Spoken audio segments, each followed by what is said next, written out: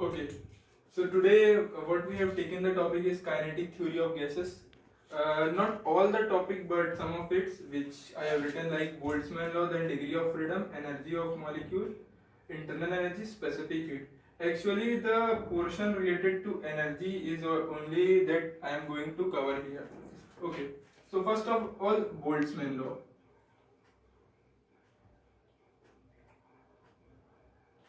Okay. So actually there is another Boltzmann law in the radiation part, that the Stefan Boltzmann law. That was the different one. What I here going to tell about is what is in the energy of gases, like the Boltzmann law in the energy of gases. So as per this law, for a molecule, energy of any independent direction is half kVt. Okay, so important thing is here is this, the independent direction.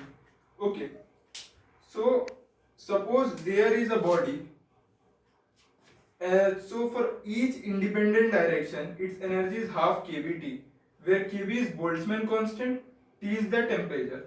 Consider it is a body. Okay, and for example it has two independent direction, one is this and other is this, then its total energy will be half kVt plus half kVt. Okay, like that.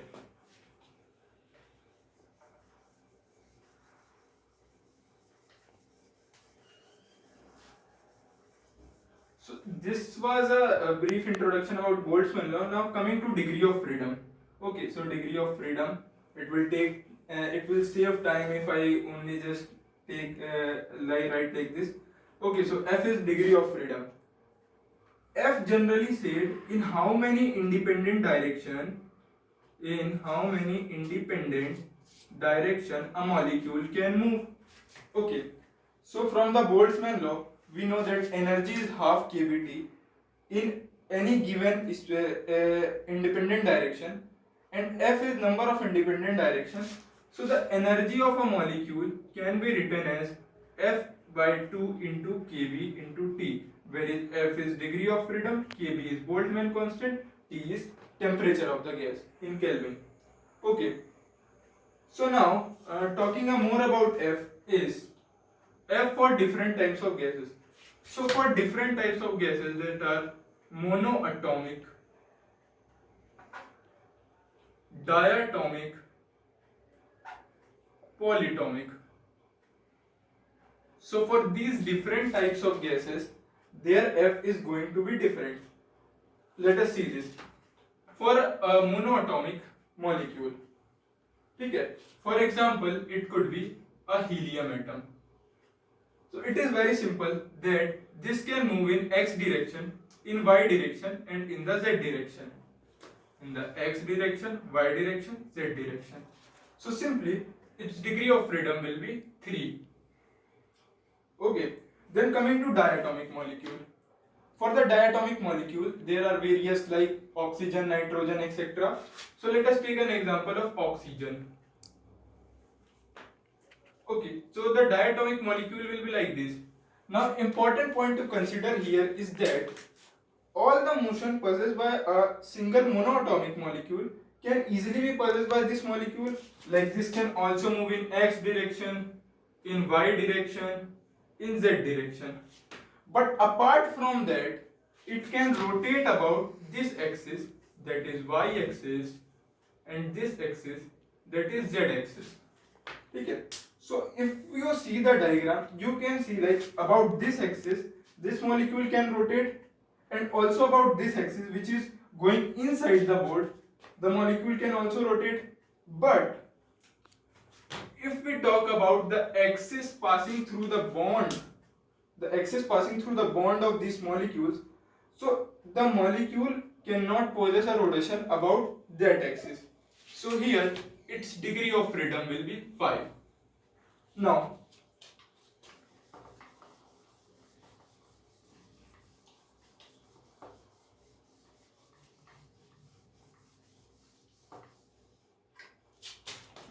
let me write it here. F monoatomic equals 2, F diatomic equals 5. And later on I will tell you that this is not the actual degree of, oh sorry for 2, it is 3. Later on I will show that this is not the actual degree of freedom for a given gas, it is somewhat different. So let us first let me complete the discussion for polyatomic. So for polyatomic, these are of two types: linear, non-linear. For linear, we can take example of carbon dioxide. Okay. Generally, we do not have to know about the how the structure of carbon dioxide etc. for solving numerical, but just for the explanation purpose, I am showing how its structure is. So like it is carbon dioxide is something like that, this. So it is clearly a linear structure. In line diagram, we can write it as like this. So we can clearly see that it is no any difference from the diatomic molecule. So its degree of freedom will again be 5, 3 from translation and 2 from rotation, as we seen previously. Okay, now coming to non-linear case, we can take an example of say any molecule, suppose NO3. It will be, I actually don't know the actual structure of it, but it will be some like this. Or we can take any non-linear. The basic point understanding here is that its structure will be something like that. So if we see and observe, we can see that it can easily possess all the 5 motion possessed by a diatomic molecule, but apart from that, for the line passing through this bond, this can rotate also. So here its degree of freedom will be 3 from translation plus 3 from rotation. So it will be 6.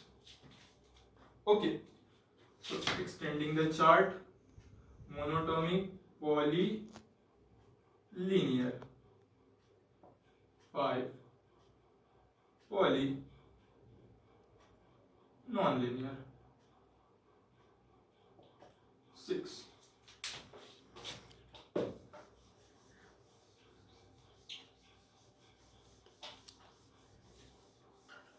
If you remember, I have said that this is not the actual degree of freedom of the molecules, but all these degree of freedom have come from translation plus rotational motion.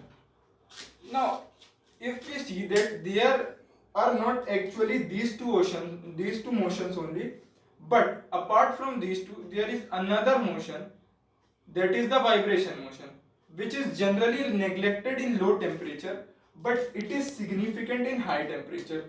So it would be good if we write like F monatomic is equals to 3 plus F due to vibration, 5 plus F due to vibration, F due to vibration, and F due to vibration. Now, actually there is no any direct method to find out the vibration degree of freedom for a gases. So generally it will be provided in the question. You just have to remember, or not remember, you have to understand the degree of freedom for monodia and polyatomic linear non-linear gases. Okay, so that was it about degree of freedom.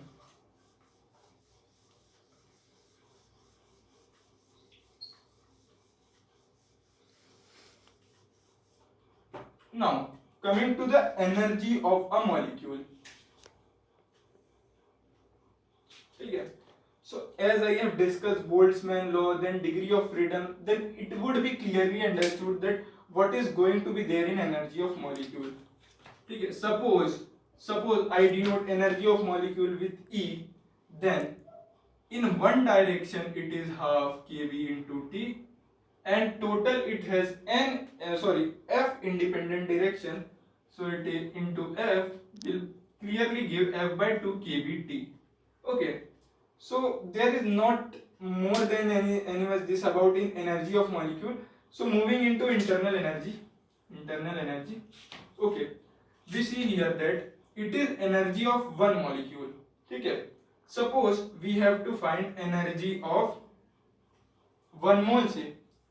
So we have to multiply this number into Avogadro number. Okay, so then the energy Ca 1 mole become F by 2 kb into R into T. And if you find out the product of these two numbers, oh sorry, here it will be A kb into T, where A is Avogadro number. There is nothing new, we just like for any molecule, if we want its weight in molar weight, we just multiply it by Avogadro number. So similarly we have done here multiplication with Avogadro number. So it will be become F by 2. The product of Kb and A is nothing but the universal gas constant R. Okay. Now this is the energy corresponding to 1 mole of molecule. Suppose if we want for n molecule, and that is only the internal energy, which will be nF by 2 into R into T.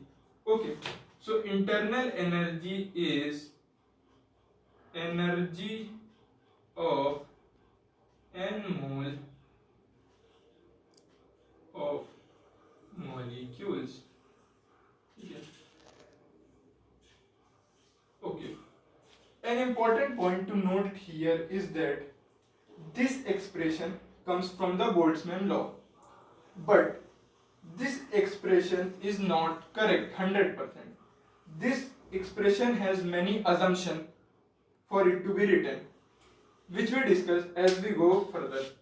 Okay, so like let us it is only the mathematical expression with many assumptions for internal energy, but let us understand what actually internal energy is.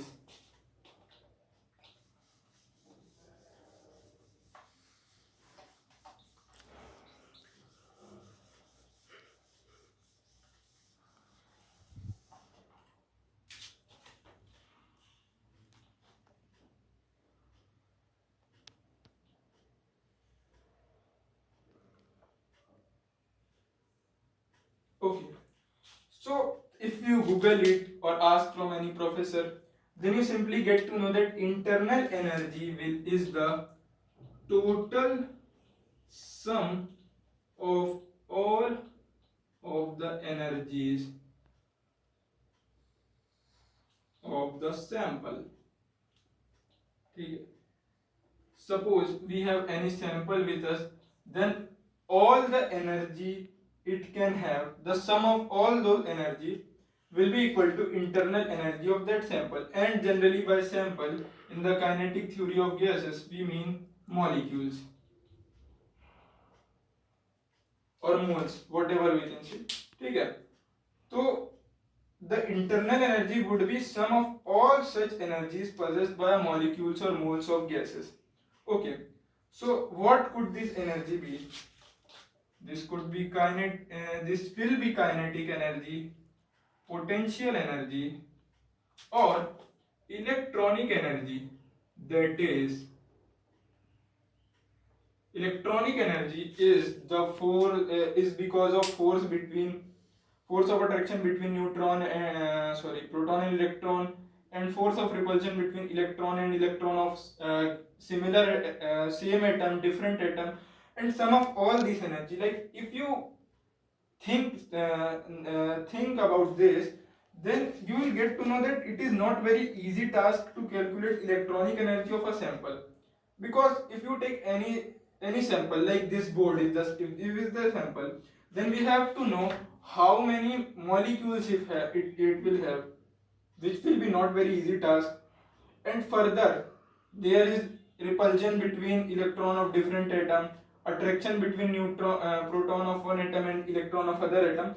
So the point is that it is not feasible to calculate electronic energy. And further, it also includes some energy like bond enthalpies.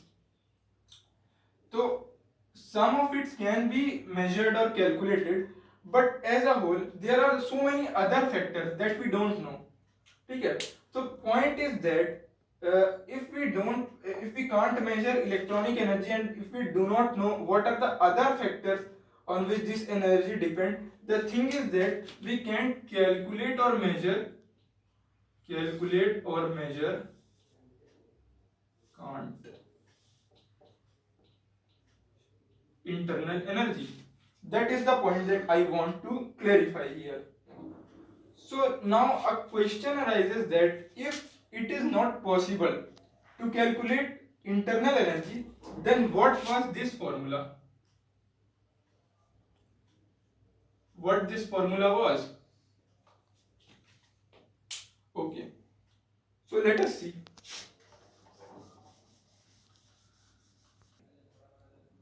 Okay, so these two statements, this is statement 1 and this is statement 2, these two statements are contradicting here.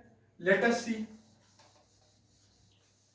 Actually, when we write this U is equals to NFRT, we are assuming that, as previously I also said, that this expression has various assumptions within it. So this has one assumption that at temperature is equals to 0 Kelvin, we have assumed that internal energy is 0. So with reference to that, this formula is written. But good practice is to like in a this way, is equals to del U is equals to NFR del T by 2, like change in internal energy and change in temperature, because we generally can't measure U. We can't measure U. Actually, if we take reference, then we can, but we generally do not measure it. So we measure the difference, that is change in internal energy. And also you will not find that here del U is del U is not generally written with U. That is, U is also written with a D. Here also D. Now many of you will say that these two statements are similar. Why is there need to write del U and du differently? Actually, there is a difference, because U is a exact differential. Now see what this exact differential is.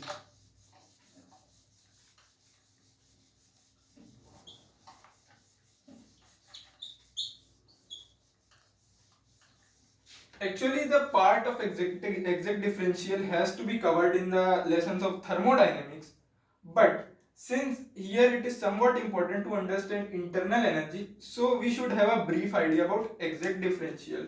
Okay, so exact differential du means U is always U final minus U initial.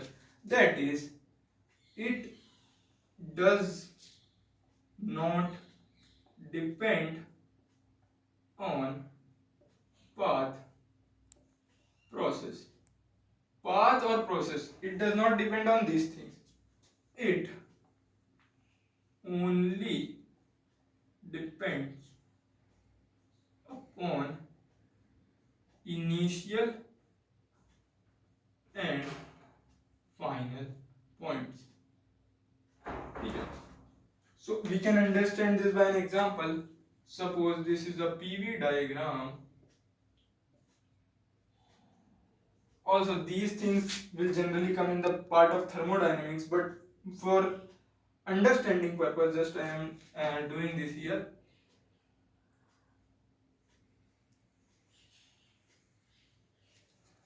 Okay, so this is a process of compressing a gas. So compression of gas from point 1 to 2 can be done in two ways. Either we can do it by following the path A, or we can do this by following the path B. But whatever the path that we follow, or whatever the process that we follow, our internal energy du will be same in both the cases. That is the thing that I want you to understand. Okay, so du is an exact differential. So we from now on we write that du is equals to NFR dt by 2. Okay, now another thing is that, as I have said, this formula comes with various assumptions with that. So One assumption already we have seen that at T is equals to 0 Kelvin, U is equals to 0 Joule.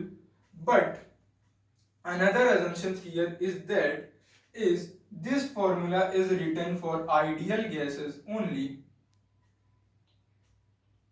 because generally du is equals to nfr dt by 2 plus kinetic energies plus potential energies, and these terms are there, but these terms are neglected because for ideal gases generally du only depends on dt, and ke and p are not significant terms, so these terms are negligible, and for ideal gases we write this. Okay, so these are the major assumptions. There are also many more assumptions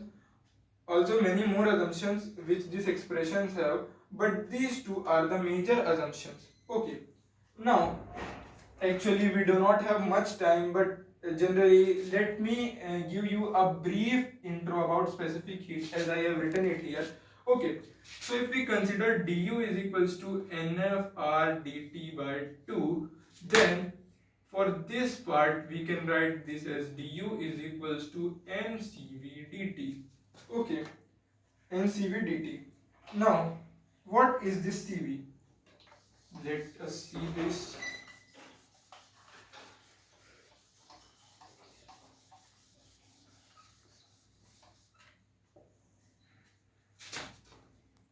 Actually, Cv is molar specific heat at constant volume. So, in order to understand molar specific heat, you first have to understand what specific heat is. So, specific heat.